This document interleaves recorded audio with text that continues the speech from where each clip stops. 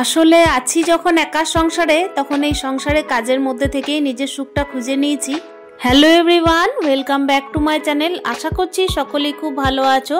নতুন আরও একটা দিনে, নতুন আরও একটা সকালে, নতুন আরও একটা ব্লগ নিয়ে আমি চলে এসেছি। আমার নতুন আরও একটা ব্লগে তোমাদের প্রত্যেককে স্বাগত জানাই। ঘড়ির কাঁটায় বাজে মোটামুটি ওই 6:30। তো এই টাইমে কিন্তু আমি ঘুম থেকে উঠে পড়েছি। আজকে যেহেতু আমার ছেলেরও স্কুল আছে, আর হাজব্যান্ডও কিন্তু ওই মাত্র একদিনের জন্য এসে আজকে আবার চলে যাচ্ছেন। তো দেখো সকাল টাইমে একেবারে ধোয়া মোছা গ্যাস, তার মধ্যে চাটা বসিয়ে দিয়েছি। আদা দেওয়া, যেহেতু লিকার চা আমরা প্রত্যেকেই পছন্দ করি, তাই দেখো সকাল টাইমে আদা দেওয়া একটা লাল চা করে নিচ্ছি। এদিকে আজকে আমার ছেলেরও স্কুল আছে, আবার হাজব্যান্ডেরও কিন্তু ছুটি শেষ, মানে ছুটি শেষ বলতে গেলে ম্যানেজ শেষ। আমার হাজব্যান্ড কিন্তু আসেন ওই মোটামুটি একদিনের জন্য, মাসে একবার বাড়ি, একদিনের জন্য, মানে বুঝতেই পারছো তাড়াহুড়ো করে আসা আবার তাড়াহুড়ো করে যাওয়া। তবু কি বলতো, এই যে খাওয়া দাওয়া সেরে যাবেন এইটাই কিন্তু অনেক। আর দেখো এদিকে দেখতেই পাচ্ছ চায়ের মধ্যে যে চিনি দিচ্ছি না, একটুখানি ভেবে চিনতে দিচ্ছি। আমি না চায়ের মধ্যে চিনি একদম পছন্দ করি না, যদি একেবারে আমাকে চিনি ছাড়া কেউ চা দেয় তাতেও কিন্তু আমি খুশি। আর এই যে কথা বলতে বলতে নিজের সংসারের কাজের মধ্যে থেকে নিজের সুখটাকে খুঁজে নিচ্ছি। যেখানে কিনা একা সংসার, তারপর হচ্ছে মানুষজনের সংখ্যা একেবারেই কম, সেই সংসারে কিন্তু সুখের মূল কারণ হিসেবে সংসারটাকেই বেছে নিতে হবে, তাই না? এই যে দেখো সিঁড়িটাকে একেবারে ঝাড় দিয়ে নামিয়ে দিয়েছি, তারপর বাইরে চলে এসেছি। বস্তার মধ্যে প্রচুর ধুলো ছিল, তো ওটা ঝেড়ে দিলাম। আর উঠোনের মধ্যে দেখছি রোদটা কিন্তু একটু একটু করে বাড়ছে। আমি হাজবেন্ডকে বলছিলাম যে বিকালের দিকে যদি পৌঁছানো যেত তাহলে খুব ভালো হতো, মানে ব্যাপার হচ্ছে বিকালের দিকে যদি আলাদাভাবে কেটে কেটে ট্রেন থাকতো তাহলে খুব ভালো হতো। তো উনি বললেন যে না, আমার কিন্তু যেতে যেতে একেবারে রাত 10টা হয়ে যাবে, তো সেটা সম্ভব নয়, রাত 10টাতে গিয়ে কিন্তু ডিউটি ধরতে হবে। কি বলো তো বন্ধুরা, সংসার জীবনে তো বেঁচে থাকতে গেলে, সুখে থাকতে গেলে, তারপর ব্যাপার হচ্ছে জীবিকা, সব কিছু নিয়েই তো একটা সংসার, সমস্ত কিছু দেখে শুনেই তো আমাদেরকে চলতে হয়। আর কোনোভাবেই কিন্তু আটকিয়ে রাখতে পারবো না, যতই চেষ্টা করি না কেন। ওই কারণে আটকানোর কোনো তো প্রশ্নই ওঠে না। এই কাজ করতে করতেই কাজের মধ্য থেকে সুখটা খুঁজে নিই। কাজ করতে করতে মনটাকে একটু বোঝানোর চেষ্টা করি, জানো তো, যে আমার তো একার সংসার, আমার কিন্তু একার জীবন, আমাকে একাই এভাবে কাটাতে হবে। এই যে দেখো এই কথা বলতে বলতে ঝাড় দিতে দিতে একেবারে উঠোনের মধ্যে চলে এসেছি। ঘর দৌড় বারান্দা সমস্ত কিছু ঝাড় দেওয়া হয়ে গেছে। আমার ছেলেকে বললাম তাড়াতাড়ি করে কিন্তু নিজের একটু পড়াশুনো করতে থাকো, একটুখানি সকাল টাইমে গান টান করাই, কেন কি দেখো সকাল টাইমটাই হচ্ছে বেস্ট গান করার জন্য। আবার কখনো সখনো যে শুধুমাত্র গানে বসাই তাও না, কখনো সখনো কিন্তু সকাল টাইমে আমি একটুখানি পড়তেও বসাই, যেদিন যেরকম বুঝি আর কি। যদি কোনো হোমওয়ার্ক বাকি থাকে তো সেটা করিয়ে দিই। আর কি বলতো, সকাল টাইমে না আমার একেবারে বসে ওকে কাজ করানো যায় না। ওর ওই যে স্কুলের কাজগুলো থাকে সেগুলো কিন্তু আমাকে রাতের মধ্যে সেরে নিতে হয়। আর ওই কারণে দেখো একেবারে আমি কোনো দিন দেখবে সন্ধ্যে থেকে কোনো ব্লগ শ্যুট করি না, একেবারে যা শ্যুট করি একদম সকাল টাইমে। আর সকাল টাইমে সংসারে কাজ নিয়ে ব্যস্ত থাকি, আর সন্ধ্যের টাইমে কি থাকি বলতো, ছেলেকে নিয়ে ব্যস্ত। এই যে দেখো কথা বলতে বলতে একেবারে উঠোনটা সুন্দরভাবে পরিষ্কার পরিচ্ছন্ন করে ঝাড় দেওয়া হয়ে গেল। আর এখন এই যে দেখতে পাচ্ছ স্কুলের জুতো থেকে কি পরিমাণের বালি বের হচ্ছে। আসলে কি বলতো বন্ধুরা, আমার ছেলে না স্কুল থেকে আসার পর এই যে সাইকেলটা দাঁড় করানো আছে, সাইকেলটাই করে একটুখানি মানে চক্কর দিয়ে আসে, একটুখানি খেলে আসে, তারপর জুতোটা খুলবে, তাছাড়া কিন্তু খুলবে না। কি বলতো, ওকে একটুখানি ছেড়েও দিই। আসলে বিষয়টা হচ্ছে মেয়েরা যেরকম সংসারকে ভালোবাসে সেরকম বাচ্চারা খেলতেও তো ভালোবাসে। আমরা যেরকম সংসারের মধ্য থেকে সুখটা খুঁজে বের করেছি, সেরকম বাচ্চাদেরকেও তো কিছু একটা কারণে ছেড়ে দিতে হবে, তাই না? তো দেখো এই যে ঝাড়টা একেবারে কমপ্লিট হয়ে গেল, ঝাঁটাটা একদম পরিষ্কার করে ধুয়ে রেখে দেবো। প্রত্যেকদিন ঝাড় দেওয়ার পর না আমি ঝাঁটাটাকে একটুখানি ধুয়ে দিই। আসলে ব্যাপার হচ্ছে এই ঝাঁটাটা আমি উঠোনে না দিলেও চলে, কিন্তু কি বলতো, এই যে নারকেল ঝাঁটা যেটা, সেটা দিয়ে কিন্তু ভালোভাবে ধুলোবালিটা পরিষ্কার হয় না। যেহেতু উঠোনের মেঝেটার মধ্যেও ভাঙা কুচি মার্বেলগুলো দেওয়া আছে, সেই কারণেই কিন্তু কি বলতো, ভালোভাবে যদি এই যে সূক্ষ্ম ঝাঁটা, যেটা আর কি ফুল ঝাড়ুর মধ্যে যদি ঝাঁট না দিই তাহলে একেবারে কিন্তু উঠোনটা ঠিকঠাক পরিষ্কার হবে না।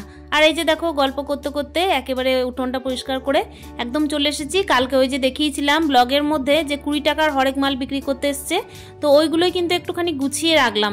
আর এই যে বললাম সংসারে কাজের মধ্যে থেকে নিজের সুখটাকে খুঁজে পাওয়া, সুখটা খুঁজে পাওয়ার কারণই হচ্ছে সংসার।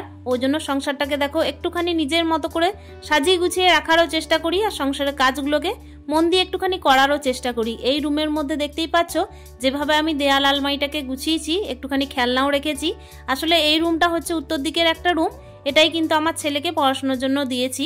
তো চলো বন্ধুরা, দেখতেই পাচ্ছ আমার ছেলের কিন্তু ব্যাগটা ওদিকে দিয়ে দিলাম বই গুছানোর জন্য।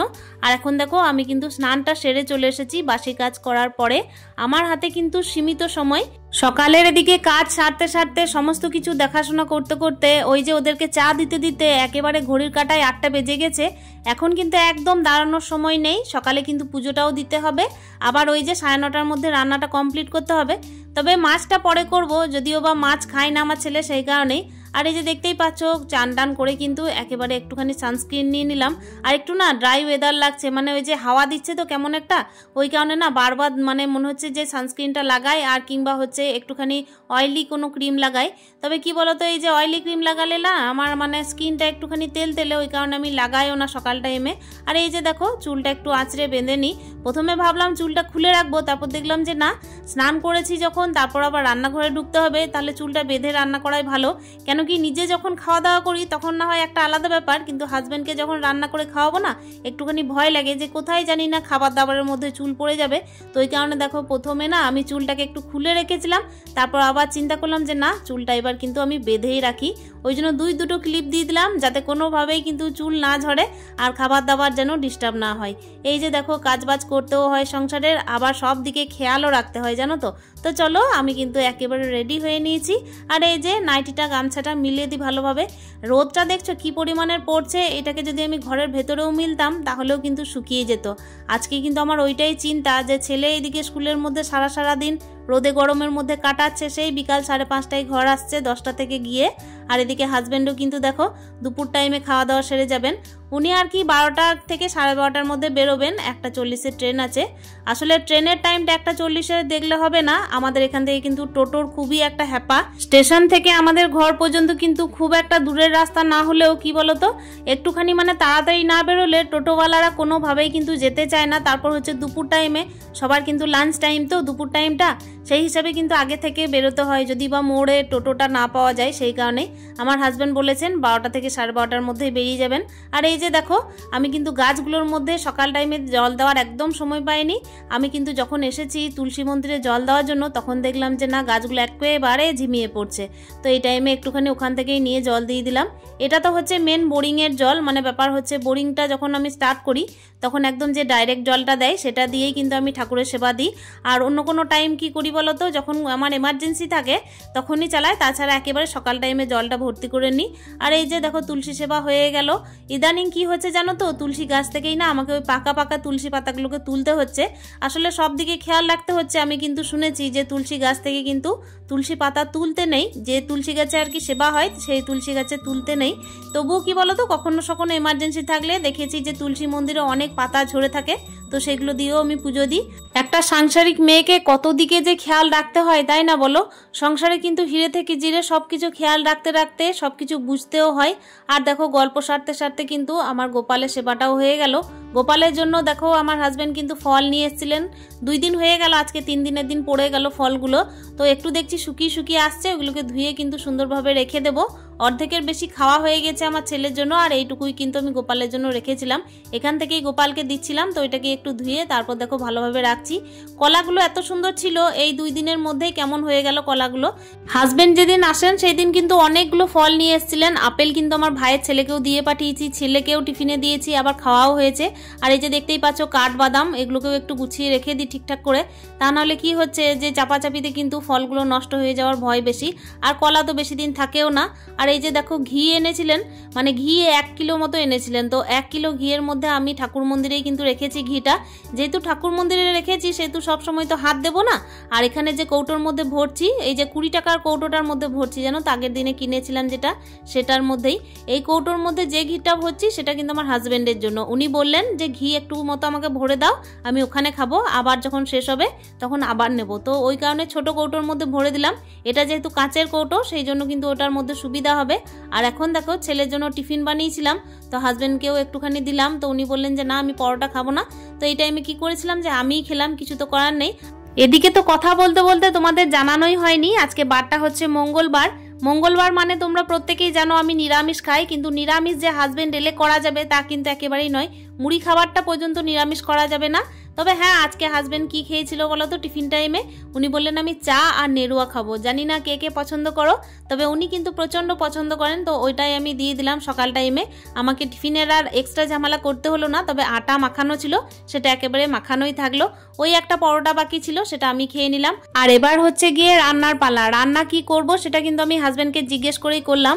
আমি বলেছিলাম যে ডাটা আলু পোস্ত করব আর হচ্ছে একটুখানি মাছের ঝোল করব, তো উনি বললেন যে না, টমেটো আলু পোস্ত করো একটুখানি ঝোল ঝোল করে। উনি আর কি এটা খেতে খুব ভালোবাসেন, তো টমেটো আলু পোস্ত করলাম। এদিকে একটু ডাল করেছি আর তার সঙ্গে আলু সিদ্ধ আর হচ্ছে মাছের ঝোল। তো এদিকে এই হচ্ছে আজকের মেনু। আর আমি হাজবেন্ডকে বললাম যে একটুখানি ছেলেকে তেলটা মাখিয়ে দাও, তো দেখো ওদিকে কিন্তু উনি গেলেন তেলটা মাখাতে। আমি এবার দেখো ভাতটা নামিয়ে নেব আর ছেলের জন্য একটুখানি জল গরম করছি, কেন কি ওকে আমি গরম জলে স্নানটা করাই। এই তো ডাইরেক্ট ট্যাঙ্কি চালিয়ে করানোর মানে অভ্যাসটা এখনো পর্যন্ত করিনি, ওই কারণে দেখো একটুখানি মানে হালকা গরম করি, যেটা কিনা মানে গরমও লাগবে না অথচ ঠান্ডাও নয়। আর এই যে কথা বলতে বলতে টমেটো আলু পোস্তটা নামিয়ে দিয়েছি, ভাতটাও কিন্তু ইতিমধ্যে মনে হচ্ছে হয়ে গেছে, তো ভাতটাও নামিয়ে দেবো। ছেলেকে কিন্তু ওই ডাল ভাত আর টমেটো আলু পোস্ত, তার সঙ্গে হচ্ছে ডিম অমলেট।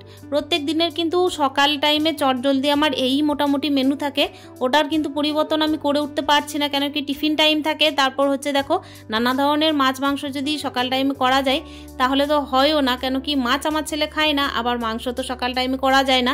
এই এক দ্বিধাদ্বন্দ্বের মধ্যে থাকতে থাকতে আমাকে কিন্তু মেনু হিসেবে এই পছন্দ করে নিতে হয়।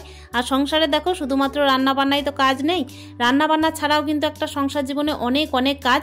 তো সব কিছু মিলিয়েই তো একা সংসার আমার, আর সংসারটা যখন আমার একার তখন সংসারের কাজের মধ্য থেকে আমাকে সুখটাও বেছে নিতে হয়েছে।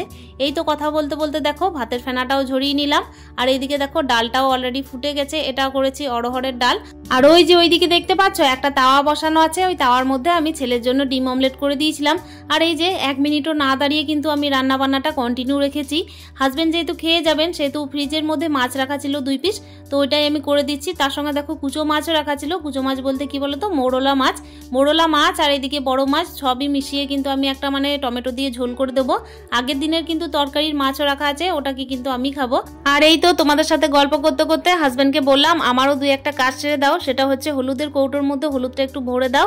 আর ব্যাপার হচ্ছে কি বলতো, কয়েকদিন যাবত মানে কালকে থেকে না আমি প্যাকেট থেকেই মানে হলুদগুলো ঢালছি, আমার একদম সময় হয়ে উঠছিল না, ওই কারণে বললাম যে তুমি একদম বসে না থেকে এই কাজটা আমাকে একটুখানি এগিয়ে দাও। তার সঙ্গে কি হচ্ছে, আমার সাথে একটুখানি গল্পও হচ্ছে। তো এই যে কথা বলতে বলতে উনি আর কি হলুদের কৌটোর মধ্যে হলুদটা ঢেলে দিলেন। ইতিমধ্যে আমার কিন্তু রান্না বান্না চলছে, প্রেসার কুকারের মধ্যে আলুটা সিদ্ধ করে নিয়েছিলাম। আর এই যে মশলা কষিয়ে একেবারে মাছের ঝোলটাও নামিয়ে ফেলেছি। মাছের ঝোলটা বেশ সুন্দর হয়েছিল খেতে, জানো তো। ওই যে হালকা পাতলা রান্না না, রোদে গরমে যাবে তো সেই কারণে আমি আর আলাদাভাবে কিচ্ছু করিনি হেভি রান্না। মানে আমি বলেছিলাম যে কোনো রকমের কিন্তু তোমাকে আমি হেভি রান্না আজকে করে খাওয়াবো না, ওই হালকা পাতলার মধ্যেই করে দেবো। একটু পাতলা ডাল, তার সঙ্গে হচ্ছে একটু টমেটো আলু পোস্ত আর একটুখানি ওই যে মিষ্টি কুমড়োর তরকারি আর মাছের ঝোল, এই দুটো তো আছেই আছে। আলু সিদ্ধ তো ওনার খুবই পছন্দ, এটাও মেনুর মধ্যে আছে। তো চলো বন্ধুরা, এই যে দেখতেই পাচ্ছ যে সমস্ত রান্না বান্নাগুলো হলো, তারপর তো যে উচ্ছিষ্টগুলো পড়েছিল সেগুলোকে একেবারে এই কথা বলতে বলতে একদম বাইরে নিয়ে চলে যাব। কেন কি সংসারে কাজ পড়ে থাকবে না, যতই আমার হাজবেন্ড যাক না কেন, ছেলে চলে যাক না কেন স্কুল, তার সত্ত্বেও দেখো সংসারের কাজগুলোকে আমাকে করতেই হবে।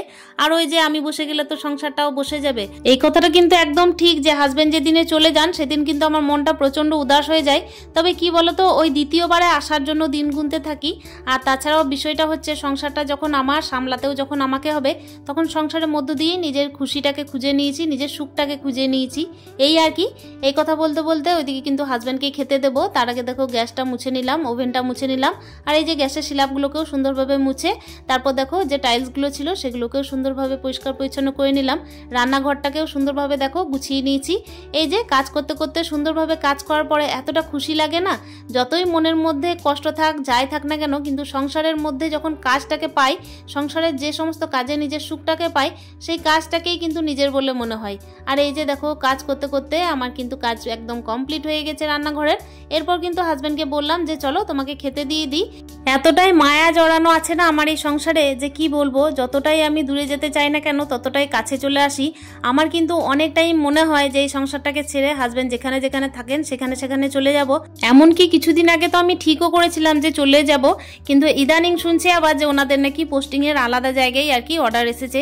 তো বলা যায় না, কি বলো তো, পুলিশের ব্যাপার তো আসলে আমার ছেলের তো স্কুলের বিষয়টাকে আগে গুরুত্ব দিতে হবে, আর ওই কারণে আমাকে এখানেই থাকতে হচ্ছে। আর এই যে দেখো কথা বলতে বলতে আমি ভাতের থালাটা একদম সাজিয়ে নিয়েছি, হাজব্যান্ডকে এই যে আসন করে দিয়েছি, জল দিয়ে দিয়েছি। আর তারপর কি বলো তো, হাজব্যান্ডকে সুন্দরভাবে খেতে দেওয়ার পরে আমিও কিন্তু সাইডে বসে থাকলাম। সাইডে বসে থাকতে কিন্তু আমার খুব ভালো লাগে, আর আমি কিন্তু পছন্দ করি, শুধুমাত্র তা নয় আমার হাজব্যান্ডও কিন্তু খুব পছন্দ করেন। উনি কিন্তু একদম নিজে একা খেতে বসতে একদম পছন্দ করেন না, বলেন যে আমি তো ওইদিকে একা খাই আর এইদিকে কিন্তু তুমি বসে না থাকলে আমার ভালো লাগে না। তো দেখো এই যে বসে থাকা মানে হচ্ছে কি আমাকে কিন্তু একটু একটু করে খাইয়ে দেবে। উনি ভালো করে জানেন যে যখন ছেলে চলে যাবে আর আমিও চলে যাব তখন কিন্তু আমার বউটা ভালো করে খাবেও না, ওই কারণে দেখো খাইয়ে দিচ্ছে একটু একটু করে। এদিকে খাবারটা খেতে খেতে আমার কিন্তু মনে পড়ে গেল যে জলের বোতলে জল ভরা হয়নি, তারপর হচ্ছে কি ওই যে ঘিয়ের বোতলে ঘিটা ভরে রেখেছিলাম ওইটাও কিন্তু ব্যাগের মধ্যে দেওয়া হয়নি। তাড়াহুড়োই তো ভুলে যাওয়ার ভয় বেশি, সেই কারণে দেখো আমি আবার জলটা ভরতে এলাম। আর দেখছি এত পরিমাণে রোদ পড়েছে, ওই কারণে না ফ্রিজ থেকে একটা বোতল বের করে এই যে জলের সঙ্গে মিশিয়ে দিলাম। আর এই তো এই কথা বলতে বলতে দেখো জলের বোতলটাকে একদম ভর্তি করে নিয়েছি। এবার কিন্তু বিদায় বেলা চলে এসেছে, হাজব্যান্ড একেবারে জামা প্যান্ট পরে একদম রেডি, আর এদিকে জলের বোতলটা আর ঘিয়ের বোতলটা ভরে দেবো। তার সঙ্গে কি বলতো কিছুটা শশা এনেছিলেন আজকে, তো ওইগুলোকেও ভরে দিয়েছিলাম। এদিকে বিদায় বেলা কেন যে প্রত্যেকবার এতটা কষ্টদায়ক হয় তোমরা কি বলতে পারবে বন্ধুরা? তবে কোনো উপায় নেই, সংসারকে ভালোবাসতে হবে, আর ওই কারণেই কিন্তু সংসারের প্রত্যেকটা কাজের মধ্যে থেকে নিজের খুশিটা পেয়ে গেছি। আর এই তো ভিডিও লাস্ট মুহূর্তে চলে এসেছি, প্রত্যেকের কাছে থেকে আমিও বিদায় নিচ্ছি। দেখা করছি অন্য দিনের অন্য আর একটা ভিডিও নিয়ে। ভালো থেকো, সুস্থ থেকো।